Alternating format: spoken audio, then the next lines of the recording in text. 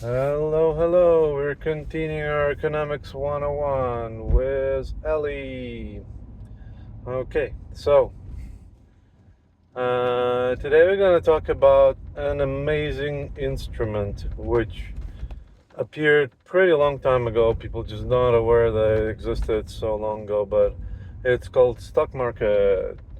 Stock market is great. Why? Because it's simple. What do I mean? It's basically, you want it or not, it's an Amazon or whatever catalog of things which are selling, which you can buy in, and you don't own anything. You just own paper that you have them. That's pretty much what it is. Majority of stock market right now, when you say the modern stock market, is you owning a share in a company. You can trade more than that, but majority of people are not aware. Originally, stock market appears to be selling non selling all kind of different papers, including credit lines, including meaning debts, right? You can sell and buy debt. You can sell and buy ownership of the enterprise or share in enterprise. By enterprise, I mean 16th century Hispanic ships which were sailed around the globe, bringing in teas and spices and other stuff from India and transporting there. All other things like powder and rifles and other things, which was very nice business. And so ships are basically merchants. You can think about them like that.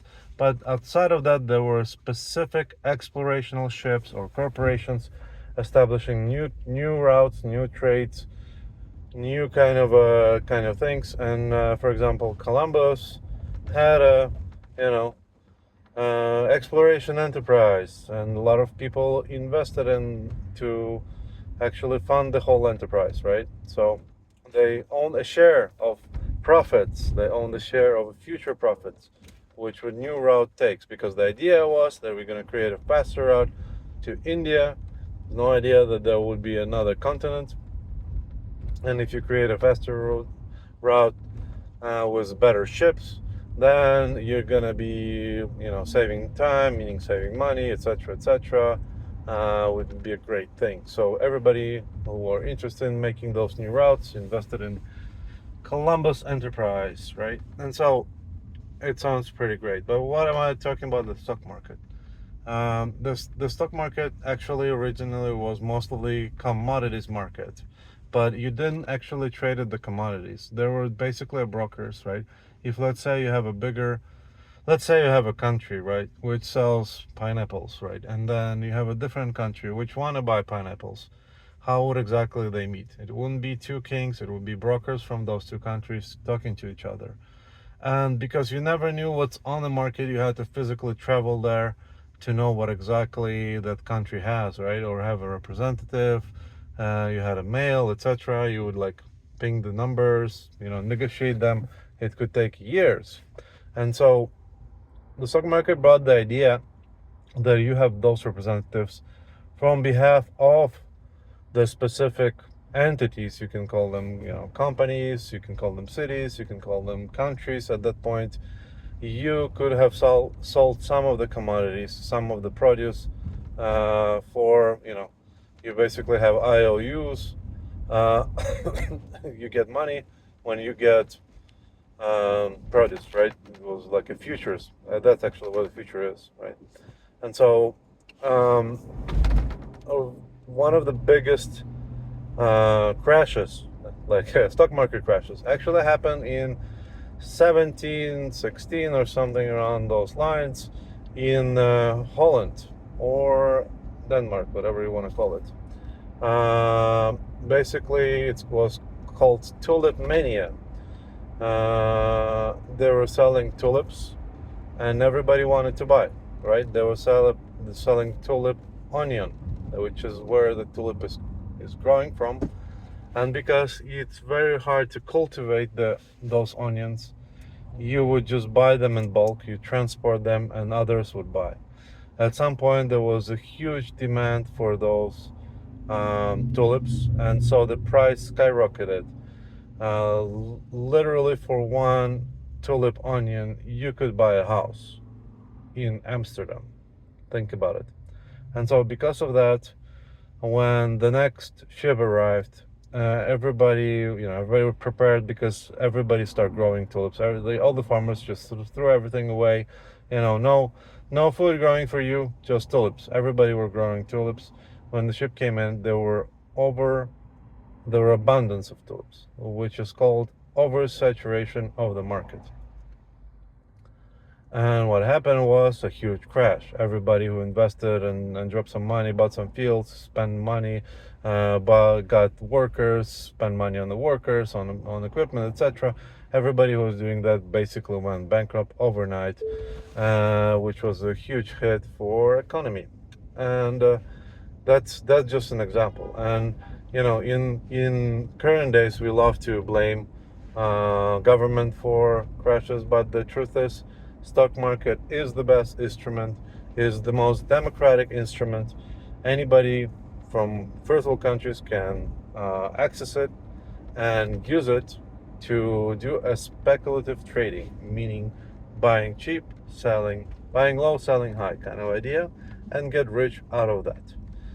Of course, that's only a few percent who succeed in that part, but it doesn't matter. The idea is, why would you need it? Exactly for the reason of being useful in utilization of exchange of value. Another part which is very useful is that if you think about it, right, you go to Amazon, right, or you go to any local store, you want to buy milk. The price of milk is whatever store is selling you to. It's not the price of, like let's say store decided that they need, I don't know, 500 boxes of milk, but milk expires in a month and only 200 boxes were bought. Then the next time the store is going to buy again those boxes, they're going to try to make a discount on some just to get rid of the inventory. But overall, right, you have a fixed price of a milk in a way in the store locally. That's not a case for a stock market. The reason is the price of anything sold in the stock market is defined by sellers and buyers. It sounds simple, but it's not. And it's not simple because of very, very simple reason. Because there are multiple sellers and multiple buyers. You can go in. Let's say we're gonna talk about milk, right? Let's say you go and you want to buy milk. There is a buyer who's selling it for $4. There's a seller who's selling it for $4. There is a seller who's selling it for $3, and there is a seller who's selling it for $1,000. And it's all the same milk. It's not like, oh, this is a milk from Sacred Cow, this is a milk from Bad Cow, and this is a milk for whatever with salmonella. And that's why it's $1. No, that's not that milk can have salmonella, but that's aside. What I'm talking about is that all milk or all things on the stock market are created equally, and the people themselves decide what the price will be. Doesn't mean that for example, you can buy a gallon of you can buy 1,000 gallons of milk for $3 if the $3 is the cheapest price. If the guy who's selling for $3 only have five boxes, then you can only buy 5, and the rest you have to buy a different price, because now that seller is gone. He owns you those 5 boxes of milk, but you don't have 1,000. So if you want to have 995 more, you'll need to find sellers who will sell them to you, and it could be a different price. It sounds very complicated when you try to play with it, but the bottom line is exactly what it is. And it allows everybody sort of sell at whatever price they want and buy at whatever price they can or need or want, etc. Right? So the market is decided by people. It's not decided by government. It's not decided by anybody else. It's specifically each person who is seller and buyer decides what the price of that specific thing is going to be. Commodity, or it's going to be a stock, or it's going to be whatever, futures, debts, or you name it, right? And so or real estate. I don't know, you can buy CDOs there as well. So why exactly stock market is great? Outside of democratic part, right, where the price is decided by majority, you get to actually trade without moving goods. You can buy, let's say you're trading commodities. There is a, I don't know, you're buying onions right now. They're not tulip onions, just regular yellow onion. You don't have to go to the storehouse and get those onions. The storehouse says, you know, this year we're gonna have 1 million onions. We're gonna put on the stock market 100,000 or 1 million onions, so something like that. And then they don't have to have them at that point. What they have to do is actually, you buying sort of, if you're talking about stocks, and we can go in stocks in details, but you buy an ability to get those onions. But you could buy those onions for let's say you bought 1,000 onions for $3. Tomorrow there was a huge onion rush, and now the price of onions are $5. You can sell them for $5 if there are buyers, of course, and make $2 out of this trade. The onions never left the warehouse. You just exchange the papers, and now you own $2 from 1,000 onions, which is $2,000, which is great, right?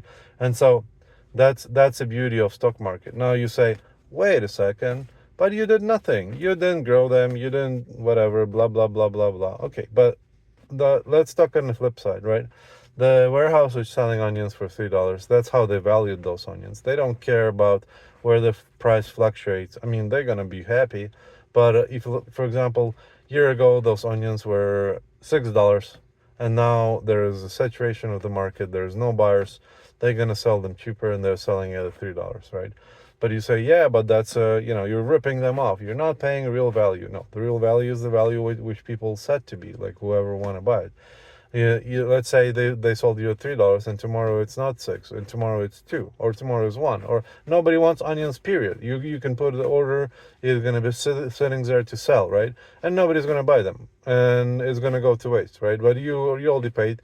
For worse, the company can throw them away, like for you, or even charge you to dispose. There was like a famous quote when oil went, there was a crash in oil, that you could have in commodity markets. There was like a pretty funny day where you could have people would pay you $500 for the barrel just so you will move it. It wasn't free.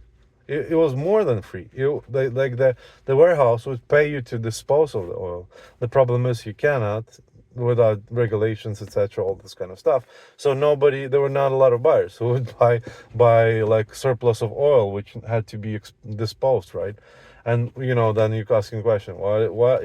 I get it was onions, right? They're gonna go spoil, but why would you need to get rid of oil?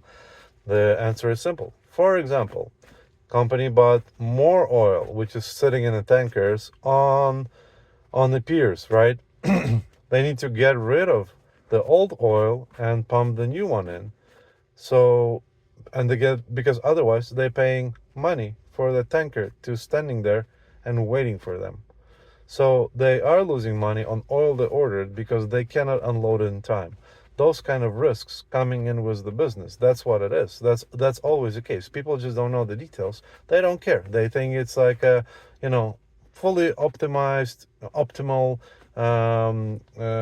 pipeline or supply line of everything, and everything is always calculated. That's not a case. Sometimes things go wrong. Sometimes the tanker they needed to pump, or the storage they needed to pump oil in, get broken or something, and they have to like sell a dumb bunch of oil pretty fast because they need to unload it and put it somewhere, and they don't have anywhere to put it, and the new storage is going to cost them a lot of money. So they basically have options, right? The brokers, they decide, or they're going to dump it on the market, try to get rid of it as soon as possible, or they're going to and risk paying fines for waiting, for making cargo wait, or they're gonna try to unload it to somebody else, pay money for them renting their storage facility, etc. They're doing all of those calculations. They're trying to minimize risk, make the most buck, but sometimes they fail because all of them are humans and nobody knows the future.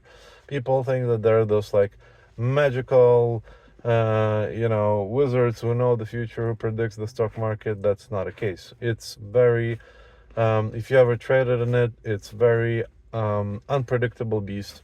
It based on on humans pretty much, and group of humans are very unpredictable, especially the ones which are trying to get rich. So good example is a GameStop. All the analysts said GameStop is bankrupt. They all of them shorted it, and the people, the masses gathered and just crowdsourced GameStop, breaking the short calls, shorting of the GameStop, and basically pumping the price into the crazy number, which is way, way, way above its evaluation of the GameStop, right? And so that's just one of the example. And so you need to understand that while stock market looks like magic or looks like a curse, whatever you want to call it, it's still decided by people. People decided that that's what is going to happen. Not an evil. Sometimes there are evil actors with a lot of cash on the hand, and they can manipulate the markets. Or sometimes there are an evil news anchors who will tell one thing and do the other. Sometimes there are evil senators who will tell they're gonna do one thing and do the other, and it's going to affect the value of the company, and they're going to benefit from that discrepancy, which masses know and operate on the wrong assumptions, and nobody's going to get prosecuted from that. The only people who are getting prosecuted in the stock manipulation are the people who are called insiders. That's the people who work for a company and know exactly what's going on, and so they act on the market knowing those internal data which was not revealed yet. For example, your company is getting bankrupt in a month. You go on the market and short hell out of it. So whenever it's getting bankrupt, you're actually going to benefit from it. The short is very hard concept to grasp, but in theory, it's you're betting on the other side. When you're buying, you're betting that it's going to go up. Shorting, you're betting that it's going to go down. Okay? So, what did we learn today? We learned today that stock market is an amazing instrument. I highly recommend everybody to use it.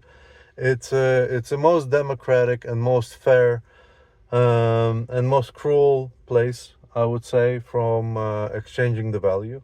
Nevertheless, it has tremendous utility for everybody. There's not a single person who is not doing well to the overall society by participating in the stock market, which is like a democratic vote on the value of different commodities. That's why planned economy got broken, because or breaks the whole idea of a stock market, because stock market exists in theory, even if there is not a physical place, not a physical location, not a facilitators doing the transaction between the parties. It still exists as an idea that the people decide what the value cost, and they're not gonna buy something that they don't need for the price presented, or they're gonna buy something they need for the price presented, which will make price higher later or make price lower because nobody needed it. And so those kind of adjustment is happening. If you don't do that, what you're going to end up with is surplus in one places and complete or absence, right? Or absence of a specific commodity or whatever in other place. The problem with that, of course, that if you delay a crucial part, like for example, you producing cars and you don't have enough bolts, right? Because you calculated that you produce. You say, yeah, but how come? You calculated that you need 100 cars. This needed this amount of bolts. Why would you be wrong? The reason is that there are always unforeseen consequences. There is a fault of production. You cannot always assume that you're going to utilize 100% of what you ask for. It's not ideal world. There are too many things which are not under control.